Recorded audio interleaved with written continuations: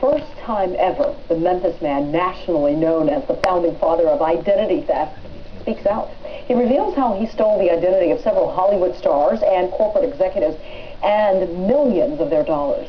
James Jackson lived the high life pretending to be someone else until it caught up with him.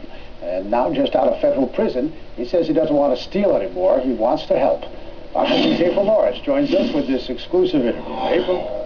Steve, it's just jaw-dropping hearing how easily James Jackson was able to steal the identities of high-powered people. He did it several ways. One way, paying $50 to get credit card numbers of CEOs for Coca-Cola Enterprises and Hilton Hotels. He used them to buy $750,000 in diamonds and Rolex watches. But after serving time, Jackson says he now wants to teach people how criminals think and work to take everything, including your identity. Stole the identities of... James Jackson made front page of local and national news for stealing identities, but until now, he's never done an on-camera interview. Some of my nicknames, well, let's go with founding father of identity theft. I got that one while I was in prison. Jackson's from Memphis. He's now in a halfway house here, finishing his 8-year prison sentence for pretending to be a number of people, but not just any John Doe. Unless you want me to say Spielberg, Danny DeVito, David Letterman, or Jay Leno. I mean, I've been all of these guys. How did he do it? He says he called the Screen Actors Guild, a union for actors in Los Angeles, pretending to be a healthcare provider, trying to pre-certify they had medical coverage. They spit out information like Niagara Falls was pouring over. It was unbelievable. They were giving me medical information. They were giving me home addresses. They were providing me with family background information. He says he's sorry now, but he says he built millions, living the high life off of stolen credit card numbers and stolen identities. He started doing it in 1993, prior to the explosion of the internet. Here's a handwritten list of other movie elites he was able to get information on then. And he didn't only get their birth date, he also found out what hotel they stayed at last. And Jackson didn't only steal actors' identities, he also went after Fortune 500 corporate leaders, calling their human resource office, pretending to be a dependent. All I would say is we have coverage, but I have misplaced my insurance card, and I would like to have the name of our insurance company. He says from there, he could talk any customer service agent into giving up the goods. He calls it pretexting. That's pretexting, acting out the part and being the part, and being the very best at it to get whatever you want. He says customer service agents, especially at hospitals, are a big problem. He thinks they need to be trained better to protect people from people like himself. Jackson wrote the Warner Brothers president proposing a movie deal to expose the security fracture, but was turned down. He hopes the corporate world and the government will hear his plea. I want people to know about this so they can fix it. But it seems like more or less a conviction is all we want.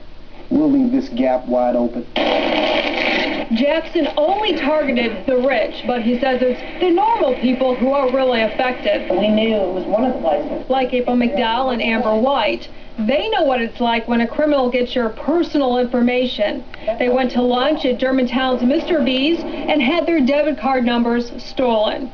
Police arrested their waitress for allegedly stealing their card numbers, then giving the information to a friend who spent hundreds of dollars at department stores. I was afraid that somebody had found out more than just my debit card information. Was copied and compromised. Rick Harlow, a Secret Service agent, says debit and credit card theft is more common than identity theft. We don't catch them all. We catch the really greedy ones. He says you're better protected if your credit card number is stolen. If your credit card information is stolen and you report it as you're required to by your agreement, the most you're liable for is $50. But he says there is no law requiring your bank to reimburse you if someone uses your debit card illegally. Secret Service agents say the #1 mistake consumers are making, not being vigilant enough when it comes to checking your credit report. If someone steals your credit card information, or worse, your identity, Harlow says to alert all your accounts, then immediately file a police report. Investigators and James Jackson, the founding father of identity theft, agree on one thing. No one is safe from this. And now it has exploded. Jackson reminds us 9/11 happened because some of the hijackers used stolen identities to get into this country. This is why identity theft isn't just a paperwork headache. This crime is serious and it's detrimental, and it needs to be stopped. That's for sure. Now back to the rich and famous. There is one reason Oprah wasn't on Jackson's list.